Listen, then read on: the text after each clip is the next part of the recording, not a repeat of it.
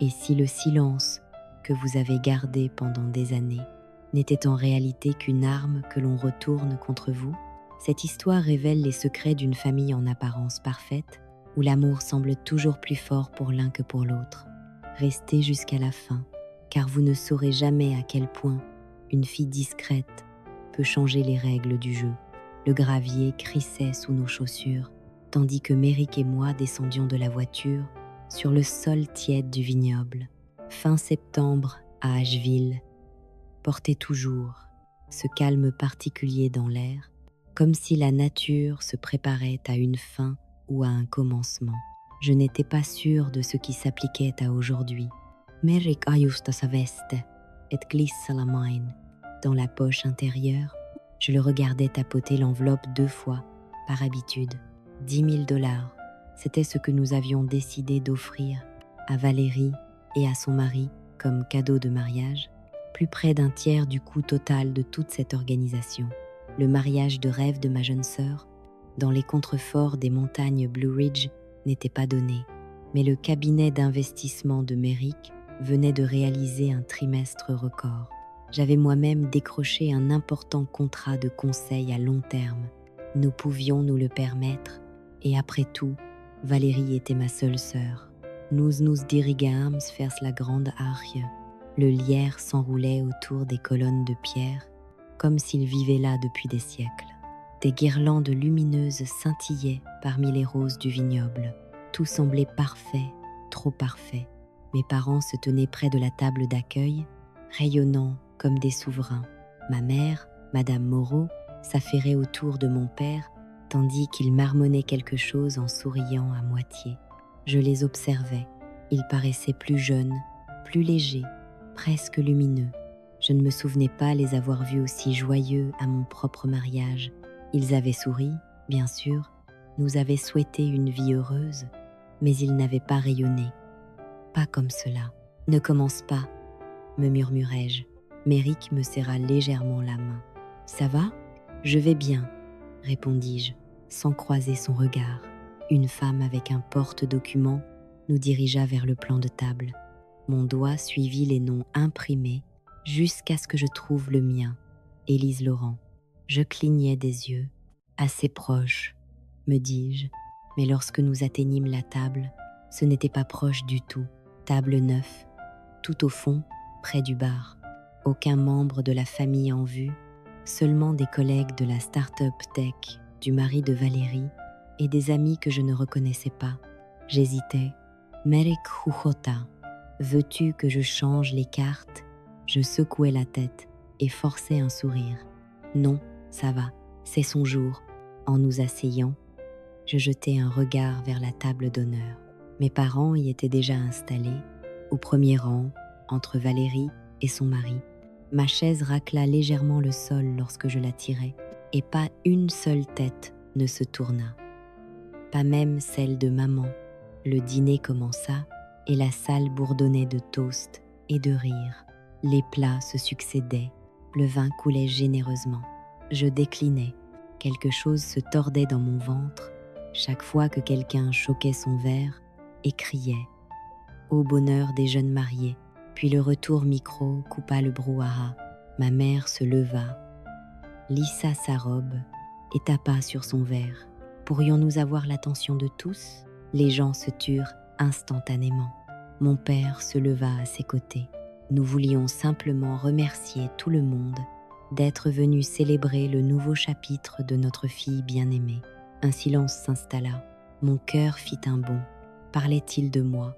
Je regardai autour de moi, puis revins vers eux, regarder Valérie grandir et devenir la femme qu'elle est aujourd'hui a été l'une des plus grandes joies de notre vie, continua mon père.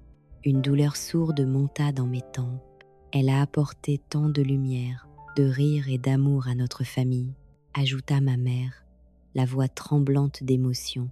Quelqu'un à une autre table murmura. Et donc, poursuivit-elle en plongeant la main dans son sac, nous voulions leur offrir, à elle et à son mari, quelque chose de significatif pour commencer ce voyage. Je vis l'enveloppe avant même de comprendre ce que c'était. Nous leur offrons la maison, déclara ma mère fièrement. Notre foyer familial, elle leur appartient désormais. Des exclamations et des applaudissements fusèrent. J'entendis des claques, des acclamations, même quelques reniflements émus. Et moi, je restais figée.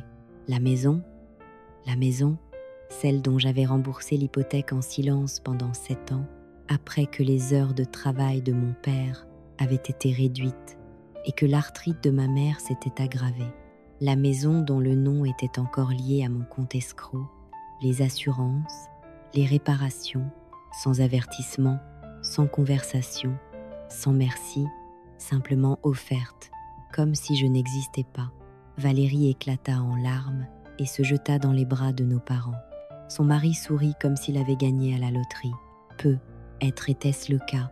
Je forçais mes lèvres à former quelque chose qui ressemblait à un sourire. Mes ongles s'enfoncèrent dans la serviette sous la table. Méric ne dit rien. Il posa simplement sa main sur mon genou. « Je vais bien », murmurai-je doucement. Mais ce n'était pas vrai. Le reste du dîner passa dans un brouillard. Je ne touchais pas à mon assiette. Je les regardais simplement. Valérie rayonnante, maman tamponnant ses yeux comme si elle était fière d'elle-même, papa riant, comme s'il n'avait pas manqué ma remise de diplôme universitaire à cause d'un voyage de golf. Au moment du dessert, j'en avais assez. « J'ai besoin d'air », dis-je à Méric en repoussant ma chaise. Il se leva, mais je lui fis signe de rester.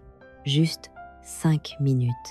Je marchais sur le chemin de gravier, éloigné de la tente principale, passant les lanternes suspendues, le photomaton, jusqu'au belvédère, où les photographes organisaient d'autres clichés. Je m'arrêtais derrière une haie, juste avant qu'il ne me voie.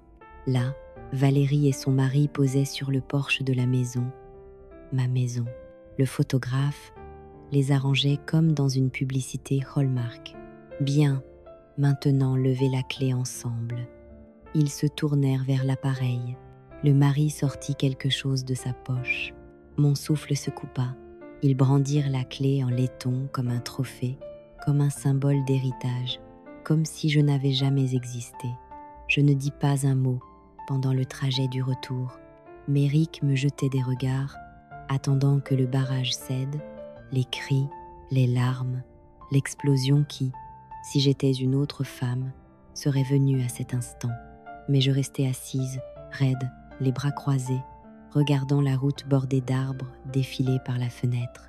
Lorsque nous entrâmes dans le garage de notre appartement, je sortis sans un bruit, entrai à l'intérieur et plaçai mes chaussures soigneusement près de la porte. Le bourdonnement du réfrigérateur était le seul son dans l'appartement. Je me dirigeai vers la chambre, retirai ma robe, la suspendis avec soin, puis m'assis au bord du lit. Méric s'attarda dans l'embrasure de la porte. « Tu veux en parler ?» Je secouai la tête. « Je vais bien. » Il resta silencieux un instant. « Élise, j'aurais dû le voir venir, » dis-je en le coupant, parce que quelque part au fond de moi, je l'avais senti monter depuis des années. Les petites vexations, la façon dont je disparaissais dans une pièce remplie de ma propre famille.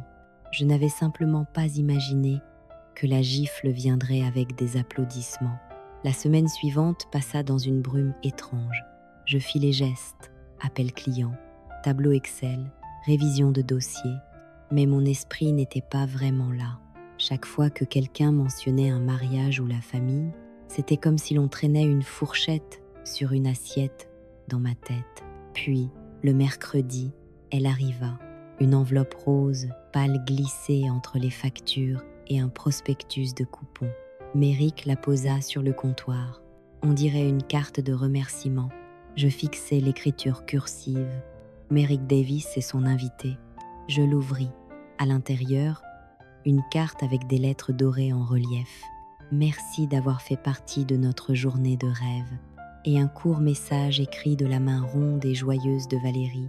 Merci infiniment pour votre généreux cadeau et pour avoir contribué à rendre notre mariage si magique.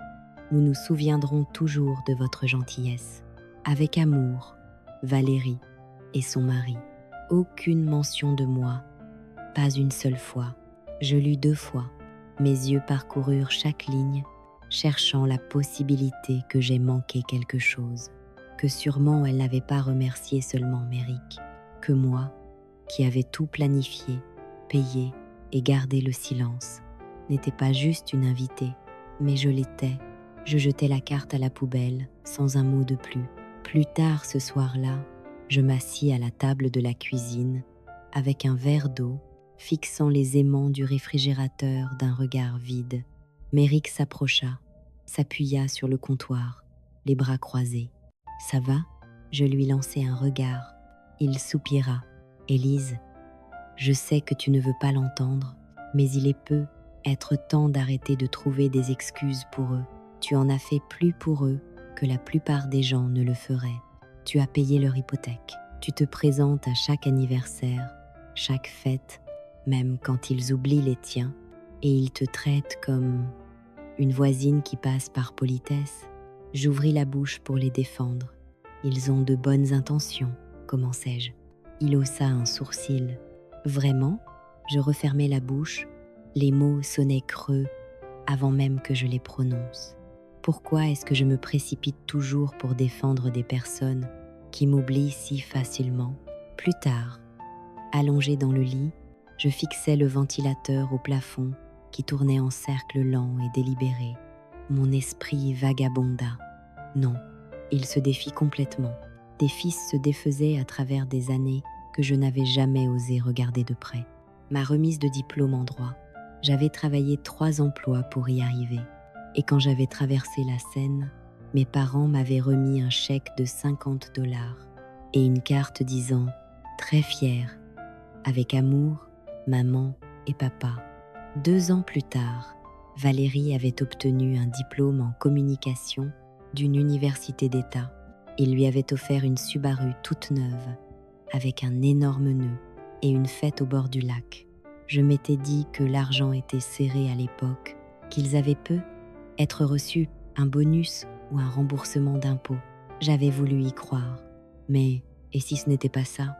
Et si j'étais simplement moins désirée ? Et si j'avais toujours été le plan de secours, jamais la préférée ?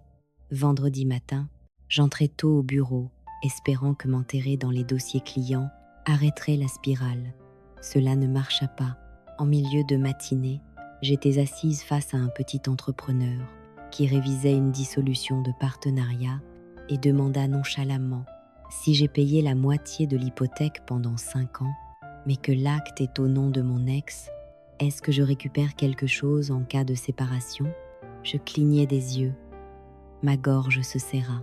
Si ce n'est pas à votre nom, dis-je lentement, légalement, c'est compliqué. J'entendis mes propres mots comme s'ils m'étaient destinés. 7 ans. 7 ans à écrire des chèques, à transférer des fonds, à prendre en charge l'entretien quand maman ne pouvait plus et que papa était entre 2 emplois. Jamais une seule fois je n'avais demandé à être ajouté au titre. J'avais simplement supposé qu'ils s'en souviendraient, qu'ils étaient décents.